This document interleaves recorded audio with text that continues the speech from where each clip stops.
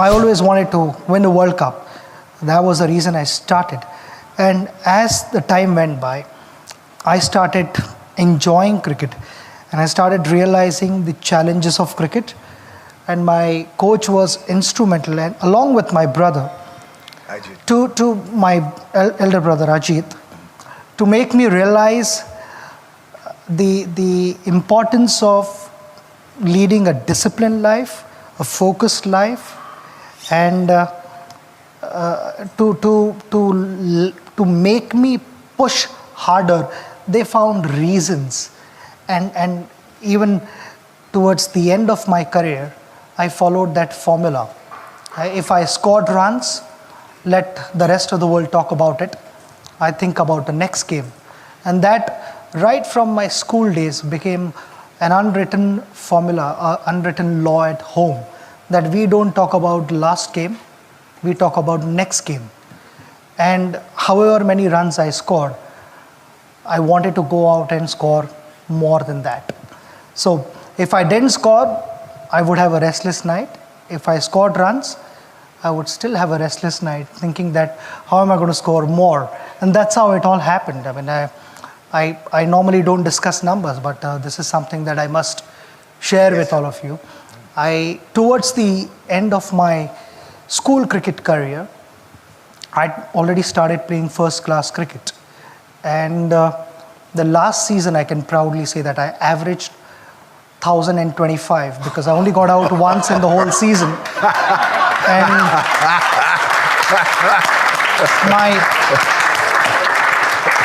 my brother and my coach was instrumental in that, because every time I scored runs, none of them said, well played to me. And that's why in my farewell speech, I said to my coach that at least now you can take a chance by saying well done. There are no more matches in my career. But something that I lived for was appreciation from my coach and my brother, which never happened. I mean, and that was something which sort of kept me giving my best all the time. I've never met a person who was not successful that didn't have a great amount of self-discipline within their life. Self-discipline and being able to perform and being able to keep your life on schedule and being able to keep commitments and promises and meet deadlines is essential to success. None of us can afford to have a life that is controlled by someone else, or a life that is basically controlled by our emotions. I learned many years ago that there are two kinds of people. There's the type of person who says, I'm going to wait till I feel like it before I do it. And then there's a person who says, I've got to do it so that I feel like it. One will never get anything done because they're still waiting to feel the moment to move. And the other person says, no, I need to move, and then I will begin to feel the moment. Sonia, self-discipline is essential in your life and in my life if we're going to get things done. So I have a challenge for every one of you this weekend. The challenge is simple. As you go through your weekend, and sometimes it's kind of hopefully an easier time of your week, ask yourself, am I practicing self-discipline in my life? Am I doing the things that I should do because I need to do them, or am I kind of waiting to feel the moment? Do like our friends Nike say, just do it. How different do you think your career and possibly your life would have been had you not embraced the physical fitness part early on? Oh man, it just gives me, between my physical fitness and my faith, I have so much discipline in my life. And I have such a positive outlook on life and, the opportunities that I have and the things that I've been able to accomplish in my life. So it starts out, I'm up at 4:30 in the morning. I'm in my kitchen having breakfast. 5 o'clock, I'm in the gym. 6:30, I've already had another shake. And 7:30, I'm eating a couple turkey burgers, dropping the kids off at school. And by 9 o'clock, I'm having another meal, and I've already been to church and worked out, and I feel like there isn't anything that I can't accomplish. Getting in your own way. If you want to lose weight, you know how to do it. You got to eat less, you got to work out more, you will lose weight. Why are you not doing it? Self-discipline. Your mind is getting in your way. But I see self-discipline as a positive. I think self-discipline has a really negative connotation a lot of times. I think in a lot of the messages that people are putting out, it comes across as this really negative thing. Like you have to force yourself to do all of the stuff that you really hate and it's gonna suck, but you have to keep going. You gotta do it. You gotta be disciplined. If you're not disciplined, you suck. Everything's terrible. It just comes across as this really negative, forcing yourself to do stuff that doesn't resonate with me. I see self-discipline as a really positive thing. I think it's really helpful. I think it's amazing and beautiful and golden. Let's look at weight as an example. I am the lowest weight that I've been all year. I'm on a routine. It's working. The specific strategies that don't really matter. One, intermittent fasting. So I'll only have water and a coffee until noon, and then after that I'll start eating. I do that 7 days a week. I run for 30 minutes. Usually at night while I'm watching a show with my wife, 7 days a week. And then 6 days a week, I'll restrict my calories, not really forcing myself not to eat food, just not eating Doritos and not eating junk, right? Eating healthy food 6 days a week. And then Saturdays I get to do what I want. 6 days a week. Those are the strategies that I use. It may seem like torture, but it's not. And the thing that helps me get through it is the mindset, because the positive of all of this is I'm losing weight. I'm feeling great. I'm making progress. I'm super pumped that I'm getting closer to my goal.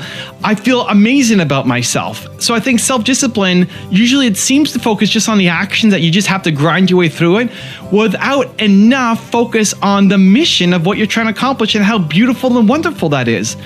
And so yes, some of it might suck, right? But you're moving towards something amazing and beautiful.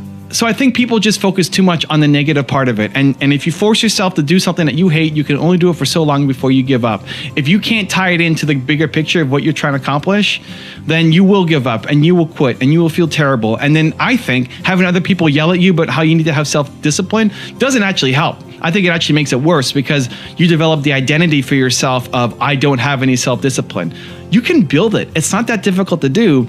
In my perspective, in my view, all you need to do is make sure that you have a really strong why. Make sure that you have an outcome that you are really looking forward to and you love doing. And then the process itself, how do you make the process as enjoyable as possible?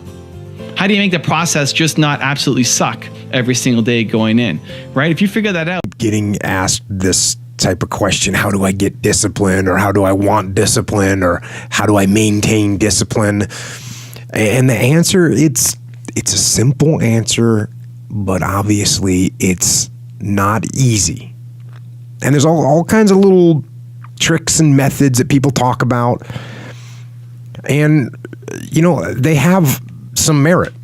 You know, maybe they do work, these things, you know, do the little things people say and wake up early. I say that, and write things down and take cold showers and tell everyone what you're going to do. So broadcast it and make promises or make bets with your friends of something that you don't want to lose. And those things, those ideas, they're cool. I'm sure they're going to have some impact. And if they work for you, that's awesome. But the fact of the matter is that the reason discipline is hard to maintain is because it is hard to maintain. That's what makes discipline hard. It's hard.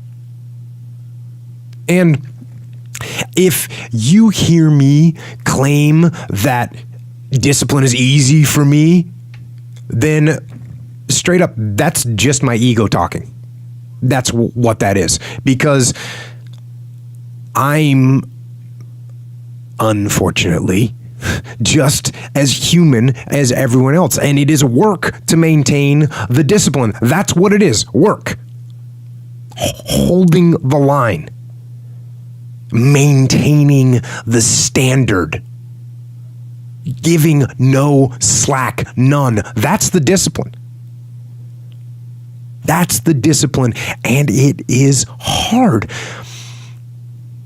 And if there's one thing I would say that does make it easier, it's to envision what it feels like when you're done. What it feels like after you've worked out, or you've held the line on your food intake, or you've pushed through some monotonous project that you have to do, and all those things, when they're done, they feel good. And contrary to that, envision what you will feel like later when you let the discipline slack.